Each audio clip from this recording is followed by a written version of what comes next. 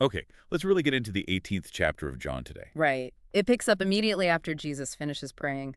He crosses the Kidron Valley, goes into an olive grove with his disciples. Yeah, a familiar spot for them.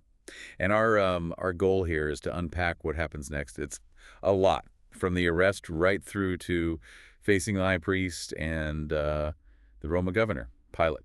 It really shifts gears fast, doesn't it? 1 minute, familiar ground, the next. Yeah. Well, Judas shows up, and he knows the place because Jesus met there often. He wasn't alone, though. No, definitely not. He's got a whole detachment of soldiers, plus officials from the chief priests and Pharisees. And they're, equipped. Torches, lanterns, weapons, clearly expecting trouble or maybe just making a show of force. And the text makes a point of saying Jesus knew everything that was about to happen. He wasn't caught off guard. Exactly. Which makes his next move quite striking. He doesn't hide or wait. He actually goes out to them. And asks them straight up, "Who is it you want?" Yeah, and they reply, Jesus of Nazareth. His answer is just, "I am he." And that phrase, I am he, has echoes, doesn't it? But the immediate effect is physical. They drew back. They fell to the ground. Judas was standing right there with them, too, the text notes. Just fell over from those words. What do you make of that? I mean, it seems like such a small detail, but It's huge, I think. It suggests, well, maybe a glimpse of divine authority. Even as he's about to be arrested, submitting willingly, there's this power inherent in him that physically affects these armed men. they came ready for a fight maybe, or at least resistance, and his simple statement floors them. Uh-huh.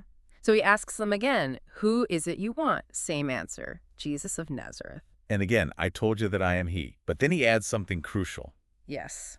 If you are looking for me, then let these men go. He's protecting his disciples. And the text explicitly links this, doesn't it, to him fulfilling his own words. It does. I have not lost one of those you gave me. So even in this moment, his focus is twofold. Submitting to the plan, but also protecting his followers, fulfilling his mission towards them. It shows incredible control, really. Control and purpose, yeah. Now, speaking of the disciples, Peter, he reacts differently. Oh, yeah. Classic Peter, in a way. Yeah. Impulsive, physical. He actually draws a sword. And uses it, strikes the high priest's servant Malchus, cuts off his right ear, A specific detail, the right ear. But Jesus shuts it down immediately. tells him, "Put your sword away." Right. And then he asks that rhetorical question, showing his own acceptance. Shall I not drink the cup the Father has given me? He's framing this as the Father's will, something he must accept, not fight against physically. Peter's violence was kind of missing the point then. Completely. So after that brief interruption, the arrest happens. The soldiers, the commander, the Jewish officials, they bind Jesus. But they don't take him straight to Caiaphas, the official high priest for that year. No, first stop is Annas. The text explains he's Caiaphas's father-in-law. So still a major power player, even if not technically the high priest that year. Exactly. And we're reminded that Caiaphas was the one who'd already advised the council it was better for one man to die for the people. The fix was sort of in, you could say. So Annas starts the questioning, asking about his disciples, his teaching. How does Jesus handle that? He doesn't play cagey. He basically says, look, I spoke openly. In synagogues, the temple, where everyone gathers, nothing was done in secret. He's pointing to his public ministry. Yeah, and then he challenges Annas, or whoever was questioning him there. Why question me? Ask the people who heard me. They know what I said. That's bold, telling the former high priest to go poll the audience. It gets a reaction, all right. One of the officials nearby just hauls off and strikes Jesus in the face. Wow. And demands, "Is that how you answer the high priest?" But look at Jesus' response. No anger, no outburst. Just this incredibly calm, logical challenge. What does he say? He says, if I said something wrong, then testify about it. Point out the wrong. But if I spoke the truth, why did you strike me? He calls out the injustice. You can't just hit someone for telling the truth you don't like, especially not in a supposed inquiry. Exactly. It puts the focus back on their improper actions. After this, Annas sends him on, still bound, to Caiaphas. Okay, so Jesus is being moved between these religious authorities. Meanwhile, outside, Peter. Ah, Peter. Right. He and another disciple had followed Jesus. This other disciple apparently knew the high priest. So he got into the courtyard Yeah, he went in with Jesus. Peter was left outside the door initially. until the other disciple came back and got him in. Right. Spoke to the girl at the door, and she let Peter in. So now Peter's inside the courtyard. It's cold. People are gathered around to fire servants, officials. Peter's just standing there with them, trying to warm up. maybe blend in. And that's when it starts, the first challenge. It comes from the girl who let him in. She asks him, point blank, "You aren't one of this man's disciples too, are you?" Something like that. And Peter's answer is quick. I am not. Denial number 1. He stays there by the fire, though, trying to act normal, I guess. Uh-huh. But then someone else asks him pretty much the same question. You are not one of his disciples, are you? Denial number 2, I am not. Then the third one hits closer to home. It's very specific. Who asks this time? A servant of the high priest. And get this, he's a relative of Malchus. The guy whose ear Peter cut off. Oh, that's bad. Yeah, talk about awkward. This guy says, didn't I see you with him in the olive grove? He recognized him from the arrest scene. That must have sent a chill down Peter's spine. And he denies it again. He denies it. And the text says, right at that moment, a rooster began to crow. Just as Jesus predicted. Wow. The contrast between Peter in the garden with the sword. Spark.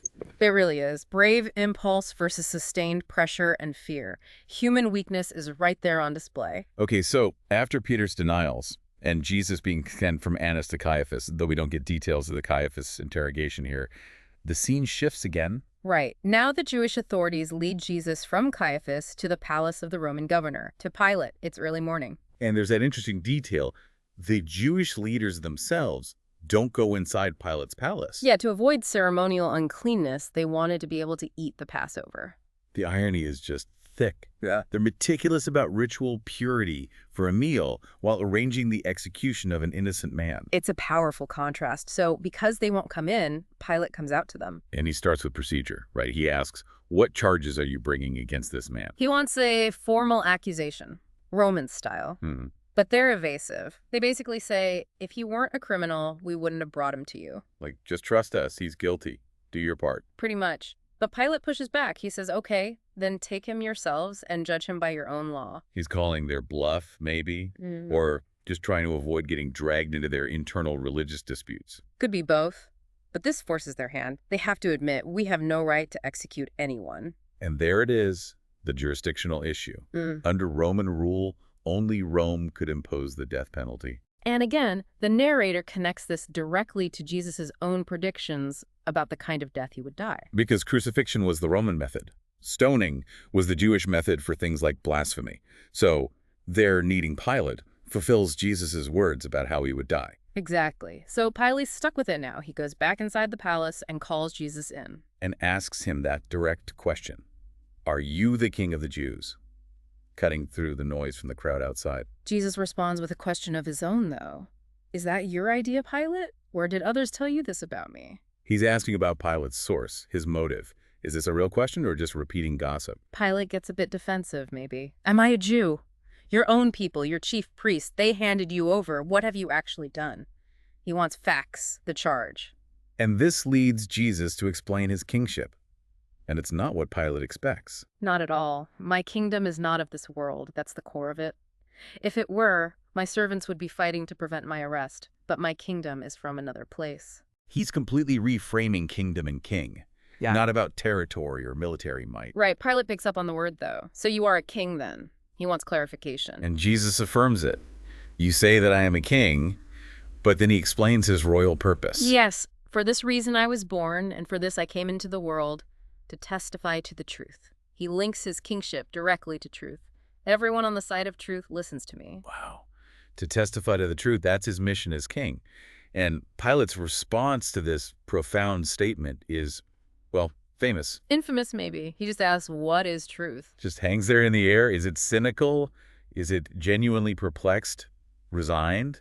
We don't really know his tone, do we? No, we don't. But it's the question a pragmatic Roman official might ask when faced with a claim so absolute and seemingly non-political.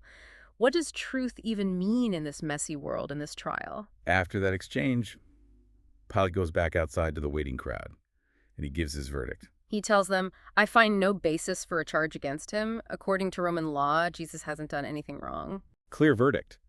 But he doesn't just release him. He tries another route. He brings up the Passover custom. Right, releasing one prisoner. A political move, perhaps, to appease them. And he offers them a specific choice, using that title again. Do you want me to release the king of the Jews?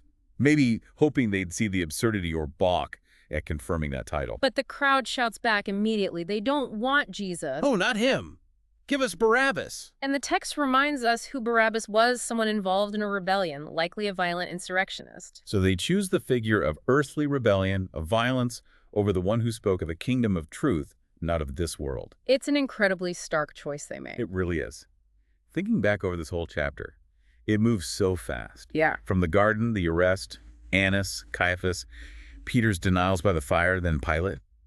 The intensity is just relentless. Absolutely. So many layers in such a short span: betrayal, power, fear, truth claims, political maneuvering, human failure, divine purpose. It's all packed in there. As you listen to this unfold, what really jumps out is that maybe that contrast between Jesus, his calm, his authority even when bound, and how everyone else is reacting, the fear, the violence, the confusion. That contrast is definitely powerful, yeah.